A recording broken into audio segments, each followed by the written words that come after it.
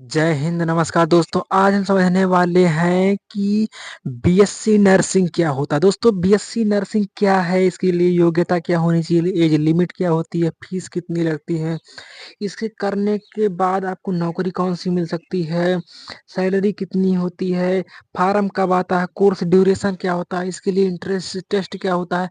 आज हम सब कुछ समझने वाले हैं। हम वीडियो को स्टार्ट करते इससे पहले आप हमारे वीडियो को लाइक करके चैनल को सब्सक्राइब कर लीजिए। तो चलिए वीडियो को शुरू करते हैं। देखिए, सबसे पहले यहाँ पर क्या लिखा है, बीएससी नर्सिंग। बीएससी का मतलब बैचलर ऑफ साइंस। ये दोस्तों, बीएससी नर्सिंग क्या है, ये ग्रेजुएशन का ही एक पार्ट है। यहाँ पर लिखा है जैसे बीएससी नर्सिंग क्या है, तो ग्रेजुएशन डिग्री, आप एक ग्रेजुएशन का ही एक हिस्सा होता है। मतलब कि ग्रेजुएशन के अंदर कई सारे ऑप्शन रहते हैं कि आप कोई एक ऑप्शन चुन लीजिए, तो उन्हीं में से एक ऑप्शन है बीएससी नर्सिंग। तो बीएससी नर्सिंग क्या है, ग्रेजुएशन डिग्री है। ये ग्रेजुएशन का एक ही ऑप्शन है। यहाँ पर है योग्यता क्या होनी चाहिए। इसके लिए योग्यता होनी चाहिए कि आप कक्षा 12 पास हों, और कक्षा 12 में कम से कम 50 से 55% होना चाहिए, और पीसीबी यानी कि फिजिक्स केमिस्ट्री बायोलॉजी आपका कक्षा 12 में विषय होना चाहिए। यदि आप आर्ट साइड से हैं, व्यावसायिक है, कॉमर्स है, एग्रीकल्चर है, तो आप बीएससी नर्सिंग नहीं कर सकते हैं। इसके लिए आपका फिजिक्स केमिस्ट्री बायोलॉजी में यह होना अनिवार्य है। इसके लिए एज लिमिट क्या होनी चाहिए, इसके लिए एज लिमिट जो होनी चाहिए वो 17 वर्ष से 35 वर्ष के मध्य होनी चाहिए।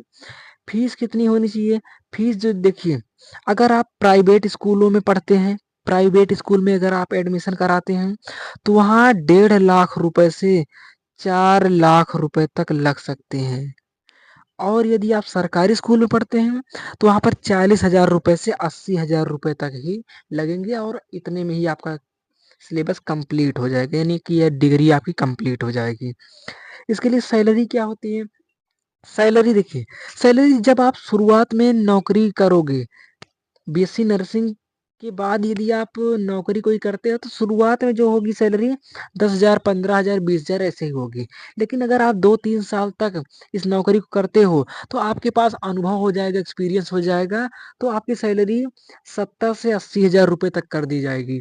और जब आप 6-7 साल कर लेते हो ये काम, तो आपके पास इतना अनुभव, इतना नॉलेज हो जाएगा कि कंपनी आपकी सैलरी बढ़ाकर 1 लाख से ऊपर कर देगी। तो शुरुआत में 10 से 20,000, और 2-3 साल बाद 60 से 90,000, और उसके बाद 6-7 साल बाद आपकी सैलरी 1 लाख के ऊपर कर दी जाएगी।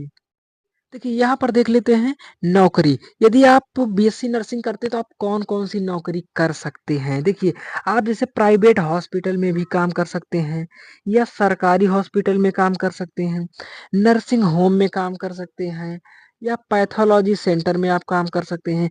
आपके साथ कई कई सारे ऑप्शंस हैं, या आप कई जगह नौकरी कर सकते हैं।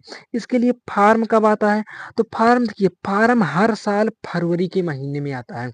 जब आपका 12th का पेपर नहीं हुआ था, तभी इसका फार्म आ गया था, और जिनको भरना था वो फार्म भर चुके हैं, और इसका एग्जाम देंगे।